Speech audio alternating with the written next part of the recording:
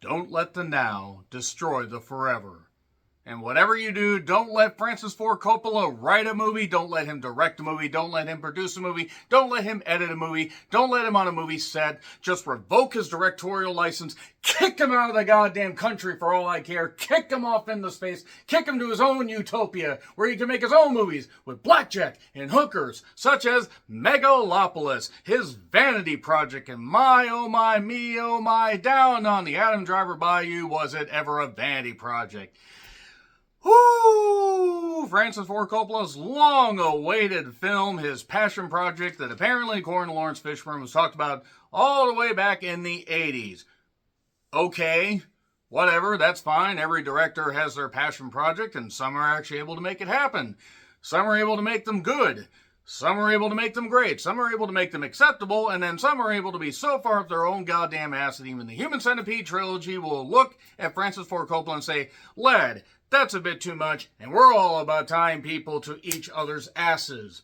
Yeah, this isn't going to be a very kind review. I don't really give a fuck if anybody is upset. I don't really give a fuck if any relatives of Francis Ford Coppola happen to watch this. I do not give a flying fuck. I paid a convenience fee and the IMAX convenience fee on my Regal Pass, which was only a few dollars, and then drove 35 miles in bad Seattle traffic, or bad Washington State traffic, all the way down to one of my favorite theaters, the Northgate Regal, and had a blast just basically going into IMAX and interacting with some people. There were some really cool people there. It was actually a pretty full house, and in all honesty, I was at least excited because the trailer didn't exactly interest me. I knew that it was a passion project of his, and he'd been trying to get this made. I think even back in 2001, he had some kind of table read. Paul Newman was there. Thank God Paul Newman ain't around anymore to be part of this, because this might have killed him. It nearly killed me. Francis Ford Coppola should be charged with war crimes for what he put on film here. And he tried to explain this. They actually had, I'm just going to tell you, as far as the IMAX experience. One, it does, I guess, sound good. I guess in a sense it looks good. If you don't mind CGI that looks like it wouldn't have been out of place 20 years ago.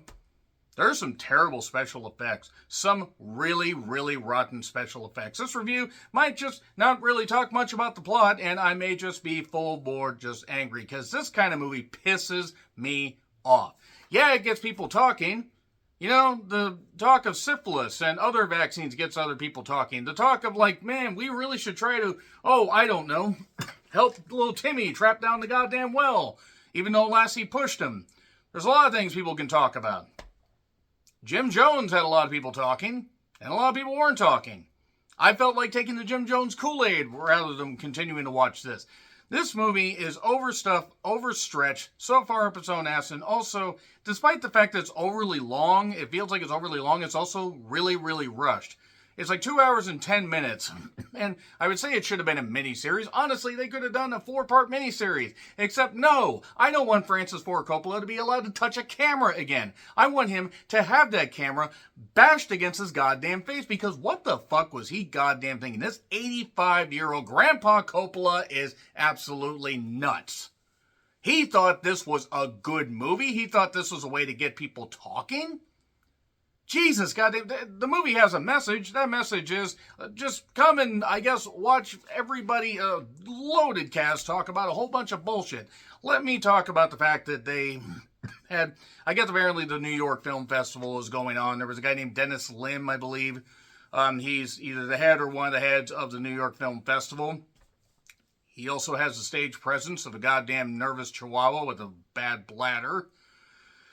Nevertheless, they're broadcasting. This is something that happened before the goddamn movie. So you had Francis Ford Coppola, you had Robert De Niro sitting on a chair, but him sitting on a chair or staying up is the same height, and Spike Lee, for some reason. I thought it was Samuel L. Jackson. I'm like, no! Samuel L. Jackson actually has done really good stuff. Spike Lee's done a few good things. A Spike Lee joint. This movie made me wish I had actually, I don't know, had a joint. And I don't smoke weed. Thank you, Francis Ford Coppola. You made me wish that I smoked pot so I could put up with your bullshit. You're just freaking overstuffed up your own ass bullshit. Yes, it's New Rome. It's talking about all this, what the world could be heading to, what America could be heading to, the society is going to collapse. Look, society's been kind of teetering and tottering, and there's this whole thing about Rome and rich people and leading to the collapse. I think I would have rather Pompeii hit while I was watching this, because at least covering me in lava and molten rock would have been less painful than this. I don't know if it was coming across, but I pretty much hated this movie. So anyway, the Q&A thing, or whatever the fuck it was, they were talking. Spike Lee talked about Francis Ford Coppola. Admittedly, Coppola got off a few decent lines, but I also think he was lost, and Robert De Niro was the voice of reason, talking about a certain candidate that nobody should vote for. But in all seriousness, and just not even focusing on that, it's like, oh, we need to have a united America. We need to have a united world. We are all one people. We're all creative. This is what I'm trying to say, and we shouldn't be held down. We shouldn't have our, we shouldn't have our senators and our stuff like that trickling down a few things just to keep us a little bit happy. We should, we should be able to be happy, and we should be able to be, okay, so what? Yes, people should be happier, and a society, especially people in power, should take care of the citizens. Yes, that's understandable. That's been going on since after Rome, just want to say. So nevertheless, we had that Q&A thing. So in case you don't know who the fuck Francis Ford Coppola is, you've been living under a rock. I think Francis Ford Coppola needs to be put under a rock. I don't care if he's still alive, because I don't ever want this motherfucker anywhere near a camera again. So he did Dementia 13, which actually kind of makes sense for what this film was. Finnegan's Rainbow, Stud Longan, kind of got away from that. The Godfather trilogy.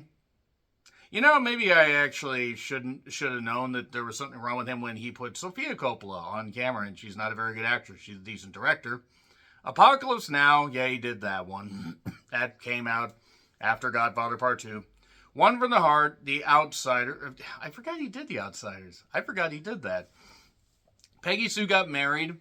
Bram Stoker's Dracula, which you could argue is probably the last good one that he did. Jack the Rainmaker. No, not Okada's Finisher. And Twixt. I'm really starting to think that he might have just peaked in the 80s and just managed to eke out Bram Stoker's Dracula. And yeah, the man's older than dirt. When he was in school, they didn't have history. His social security number is 1. But anyway, let's talk about the cast in this particular movie, because this is a fiasco of a goddamn production. Adam Driver plays Caesar Catalina, or Catalina Caesar. Really, I don't care. It would have been better as Catalina Caper. That had better writing, and that movie is pretty shit. Giancarlo Esposito, who was in, what the fuck was he in? Maxine, that's what he was in. He's Mayor Cicero. This movie needed a cesarean. Actually, you know what I need? This movie needed a C-section. This movie needed to be gutted. Okay, no, too far. Nathalie Emmanuel, however the hell you say that name, the beautiful one from The Killer, and also The Invitation. She is Julia Cicero. Wow Platinum is an actual name that people came up with. Aubrey Plaza, by the way, watch my old ass. Not me, the singular me, but the royal my old ass. It's a really terrific movie, coming of age film with Aubrey Plaza and some terrific performances, and it made me cry. And if I get upset or if I get hate for that, I don't care. Shia LaBeouf is in this. Yeah, Francis also talked about people that were canceled and people coming together, maybe people that don't agree politically. And that's fine. You can bring people together in film, and that's okay. But Shia kind of has torpedoed his own fucking career with stupid decisions and not being a very good guy. He plays Claudio Pulcher. These are actual names. These are actual names that he came up with. I'm convinced that Francis Ford Coppola had a series of strokes or something, because there's no reason why any of these names should have existed. John Voight, noted crackpot idiot, was in this. Lawrence Fishburne narrates quite a bit of this, probably due to the fact that Lawrence Fishburne has great dulcet tones, and who the fuck else are you going to have narrate this damn thing? Talia Shire is still alive. I did not know that. Jason Schwartzman.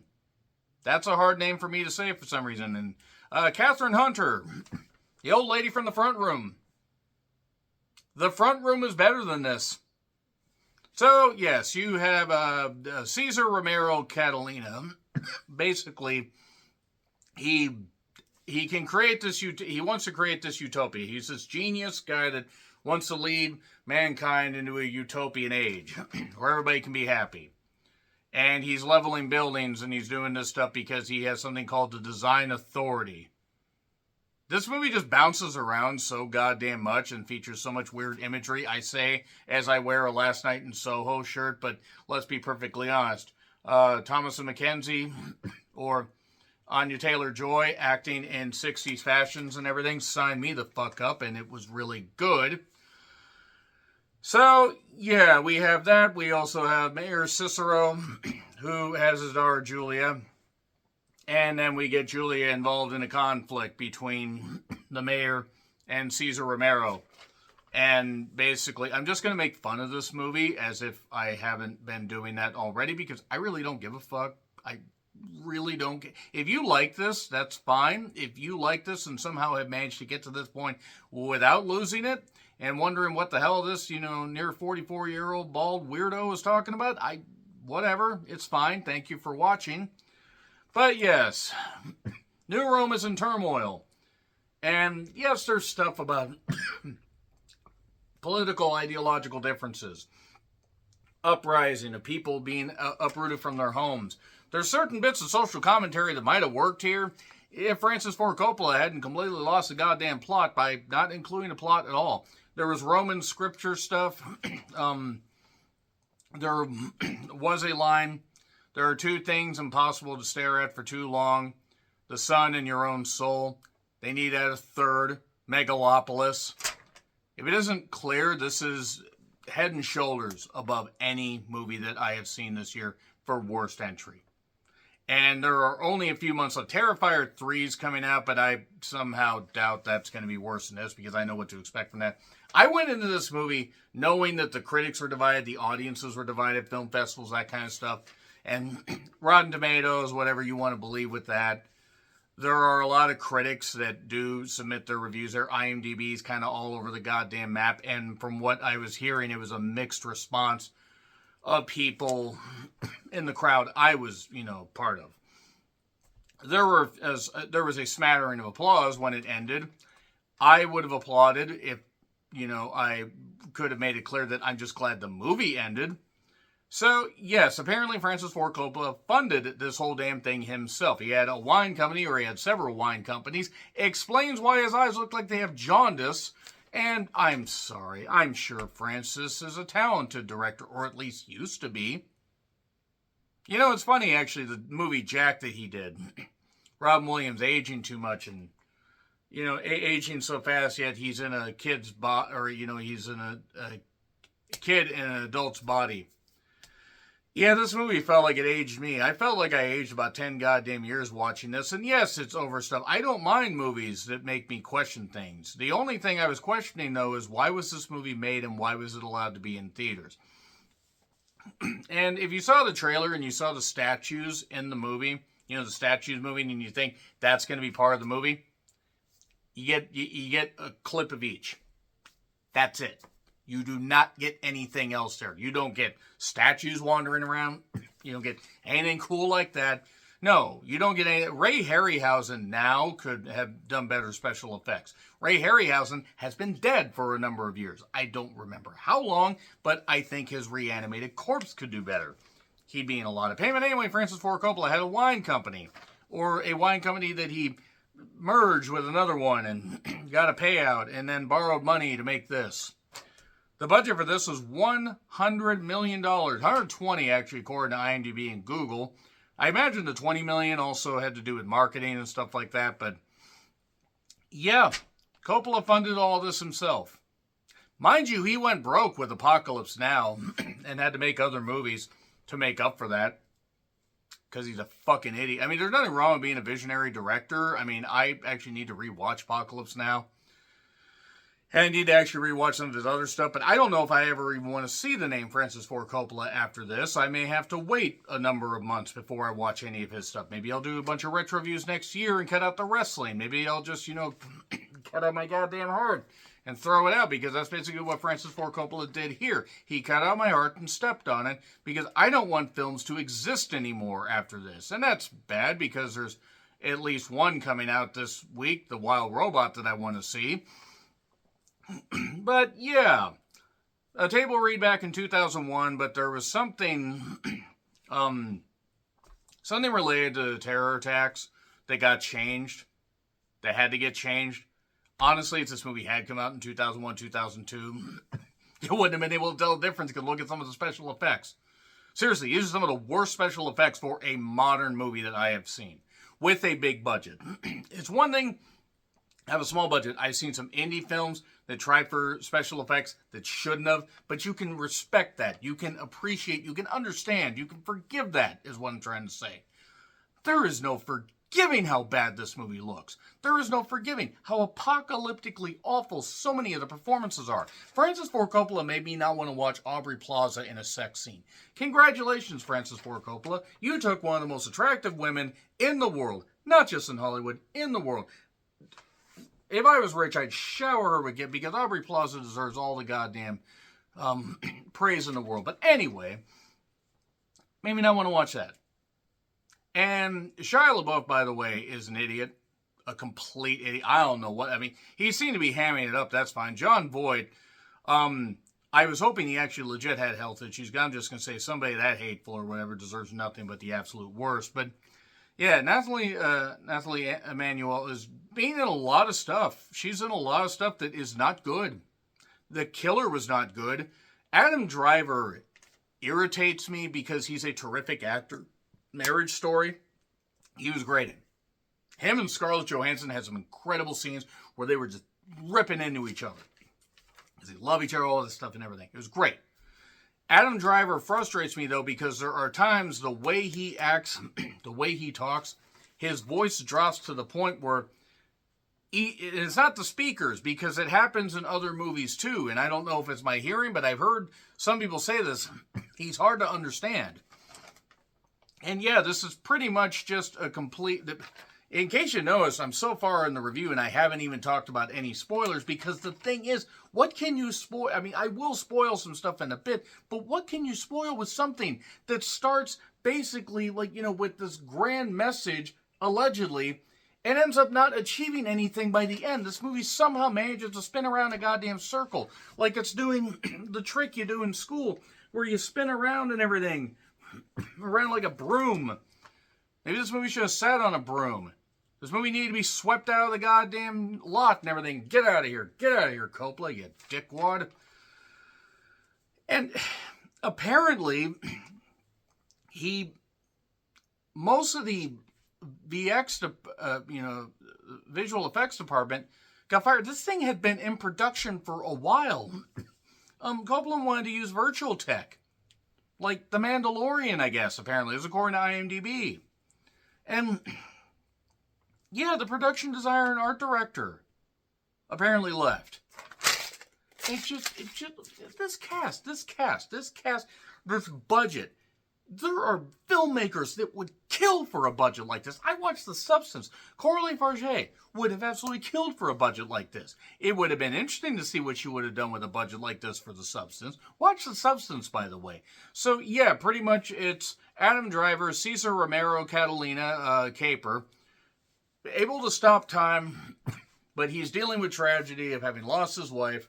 The mayor has it out for him. The mayor's daughter falls for Cesar Romero, Catalina Caper, and also Shia LaBeouf's character is there. And Aubrey Plaza looks great. She does look great. There was one point early in the movie where she was wearing like a black, almost see-through dress. And I'm like, who would not do anything for her? I mean, seriously.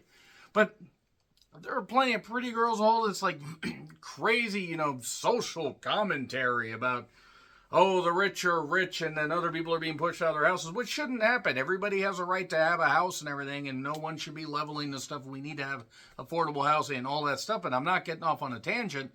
This movie says it has a lot to say. It has nothing to say. And it reminds me of Mother, a movie that said it had a lot to say, but it didn't. And I got killed for my opinions on Mother, and I'd just like to say, fuck you, I was right, because Mother was terrible. Absolutely terrible. Speaking of terrible, Megalopolis was terrible. Oh, there's this thing called Megalon, I believe, is like this substance or this whatever. How does Adam Driver have the money for this? I don't goddamn know. I don't know what the fuck he's doing. I don't have a fucking clue how he managed to get this. I don't know if he got it from the freaking moon. There's something about satellite up in the god, or a satellite space station thing up there. There's all this talk about this cataclysm that's going to come down. The cataclysm is what we're watching in the form of Megalopolis.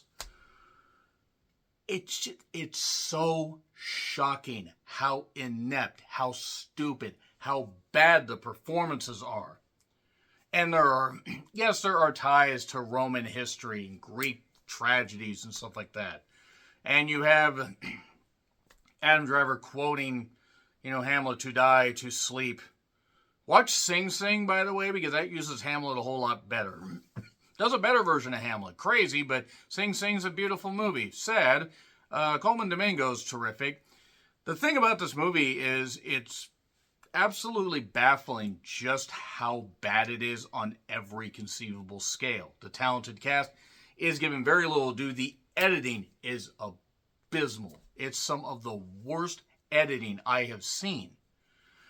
None of the messages that the movie tries to have work at all. It is amazing just how shit this movie is on every conceivable level. And Francis Ford Coppola, again, should be charged with fucking war crimes for this.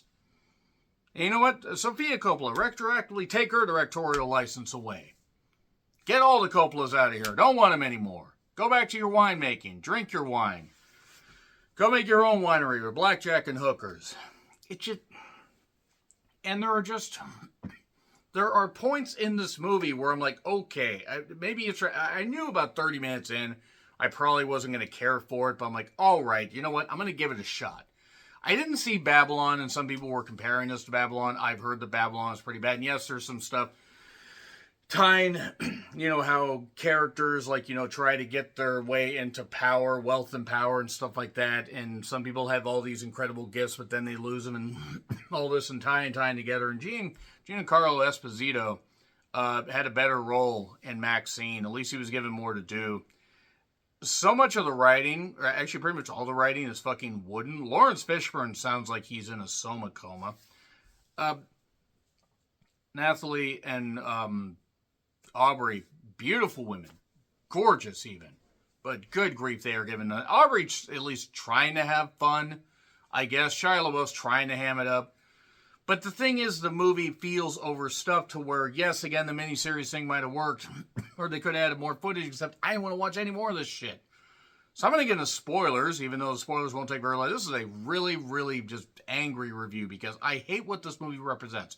It's Francis Ford Coppola saying, fuck you, I can make this. Well, guess what? I hope you lose your ass. 3, 2, 1, and spoilers. The man's also 85 years old, so I don't know what he could lose. So, that being said, in the beginning, there was rap as our Lord and Savior Dr. Dre once said, Adam Driver, Cesar Romero, Catalina Caper has come up with this Megalon stuff. And he's so smart, super smart. He lost his wife. He was accused of murdering his wife. The mayor charged him, but those charges got dropped. More on that in a bit. His daughter basically liked Cesar Romero, Catalina Caper. And Shia LaBeouf's hitting on everybody, including, I believe, his own sister, is what some of the dialogue said. And gross, don't do that. Yes, Rome, Greek thing. Joaquin Phoenix and Connie Nielsen and fucking Gladiator. I will retro-review Gladiator before watching Gladiator 2. By the way, Connie Nielsen also, boy howdy, hasn't aged a bit. She's not in this, though. Catherine Hunter, I did, at least she was like the kindly old mother in this. Julia and Caesar Salad get together eventually. She discovers more about, his life and everything. They do end up getting together, but then there's this thing at this Roman Coliseum at Madison Square Garden that they hollowed out and everything, and there's wrestling. I swear I recognize a couple of the wrestlers, but it was so quick.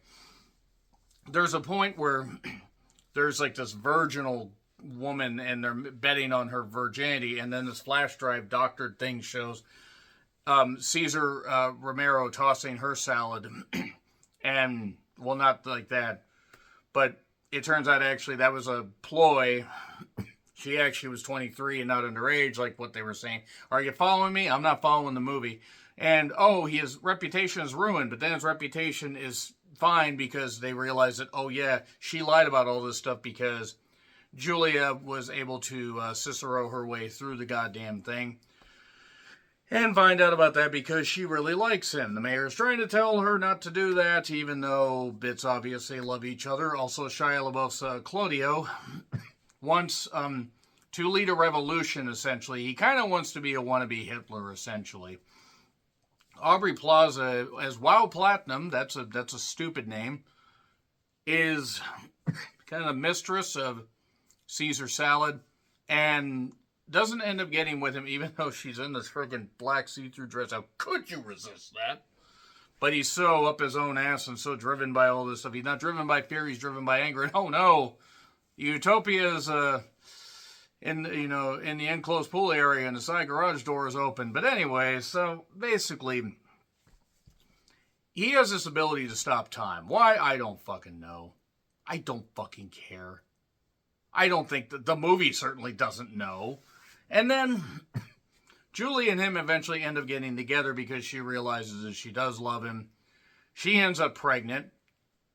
Aubrey ends up marrying John Voight, which, dear God, I felt so bad for Aubrey Plaza. I'm like, she deserved a bonus. If I had millions of dollars, I would throw her a few $1 million and be like, I'm sorry you had to be with that leathery old coot. But John Voight was this doddering old moron that had tons of money that she was going to take over and then get Shia LaBeouf, who was, I believe, his son. And by the way, I believe he's Caesar Romero Salad is his cousin. See, all this stuff, it's all tied together. It's like an Oedipus thing. Let me just throw up more stupid stuff. There was one point where Aubrey Plaza was dressed like Cleopatra, coming at you, Cleopatra. And boy, I'm sure there was Helen of Troy joke. There was a lot of stuff that, visual stuff they threw in. Oh, yes, and Lawrence Fishburne was the guy that drove Adam Driver around. He says, okay, Caesar salad, toss it. I don't care. Lawrence Fishburne, I don't know what the fuck he was doing in it. I really do not know. Besides needing a paycheck, and respect to him. I hope the actors got paid. Apparently Coppola was not very easy to work with on set based on the aforementioned stuff about the visual effects, but oh no, it's great. I want to make this to unite people. But the whole thing about that girl that was, she was this, virgin, but this underage virgin, and they were going to do this thing, like ruin Adam Driver. They ended up ruining him because that thing just totally got forgot about because they couldn't ruin him. So then, Shia LaBeouf's Claudio starts leading this revolution where they have symbols on their head after the Sputnik Monroe hits the goddamn ground, which is weird because he's been dead for a while. And if you're not a wrestling fan, you have no idea what I'm talking about. But it destroys some of the city. He's been talking about this utopia and building all this stuff, and even had Julia look at this like little model thing and walk through and look at this utopia, this beautiful thing with all these leaves and all these twisty turnsy energy stuff and everything. How are they going to do this? I don't fucking know, and neither does the movie. But they end up essentially, Shia LaBeouf basically leads, he's wannabe Hitler, leads the stuff. There's even like these symbols on these targets on, or spider webs or whatever on these guys' heads. There's one point where there's a swastika carved into a piece of wood. Francis Ford Coppola's just throwing shit here because he knows that he's not going to make another movie after this. And again, nor should he. Meanwhile, Aubrey Plaza is trying to take over John Voight's fortune and trying to instill Shia LaBeouf, with enough confidence by letting him basically bang her on a office table. Which again, I don't know what red-blooded human being would not want to do that with Aubrey Plaza. Anybody's that willing, if she looks like Aubrey Plaza, you have to. But yeah, she's supposed to be this evil person. Meanwhile, Caesar Salad loses his ability to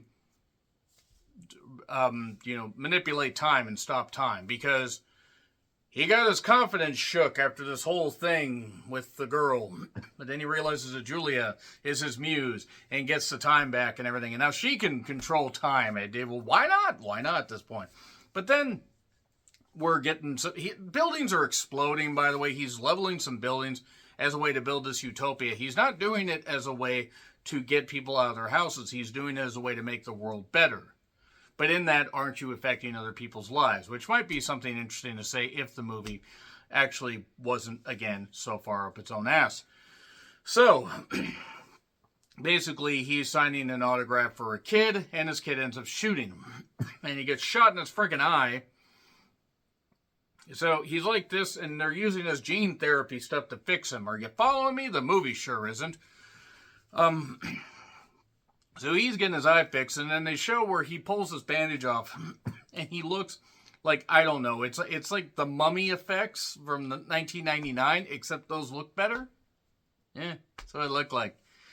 But suddenly his money has dried up. He can't fund this thing. How was he funding it before? I don't know. Aubrey Plaza is willing, because she still loves him, and she just wants to control him. She wants to control everybody. She can control me all she fucking wants.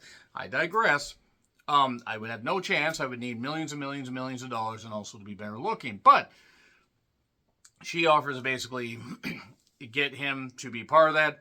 And he's just mumbling and stumbling and not really making a whole lot of sense. Jon Voight's had health issues. Unfortunately, not the big one. And I'm sorry to say that, but look at Jon Voight. He's a hateful son of a bitch. Anyway, we basically have Shia LaBeouf, Aubrey Plaza, getting together, all that stuff. Now this... revolution's being led where Shia LaBeouf is suddenly the leader of this deal going on, and boom, boom, boom. This utopia suddenly gets built, though. It gets built because the mayor admitted a little bit earlier, hey, I knew about your wife drowning. His wife drowned. She was with child, but that's why he wants to protect Julia's child. Oh no, it's Dan Aykroyd is Julia's child. But anyway, basically the utopia is going to get built. And Aubrey Plaza and Shia LaBeouf come dressed in, lavish outfits. And then Jon Voight is like, haha, I have a boner. Oh, wait, it's a crossbow. And he arrows her in the chest and arrows Shia LaBeouf in the ass, which leads to him not being able to take over the family fortune and being beaten up by the people that he claimed were going to be his followers and everything. He was going to lead them, except he didn't. Adam Driver comes up with this whole big thing, this big speech. You're going to come into this utopia, Megalopolis. It's going to be great. And then it is, and then they're just there, and then Catherine Hunter brings Giancarlo Esposito on this path that he didn't want to be on, this energy path. And hopefully they were carried off to a better goddamn movie. Does this movie make sense? No, it makes no goddamn sense. I mean, yes, we need to take care of ourselves. We need to, come together and be unified. But I think we just need more intelligent people writing, directing, producing movies. And Francis Ford Coppola may have been that, but he ain't anymore. It gets an F. There's a lot more I could have talked about, but this video's gone on long enough. F. Worst movie of the year so far on September 23rd, 2024. Agree, disagree, what I said? Like, share, subscribe, Twitter handle in the description. I'm John Rickland. Fuck Francis Ford Coppola all the way to hell. See you soon.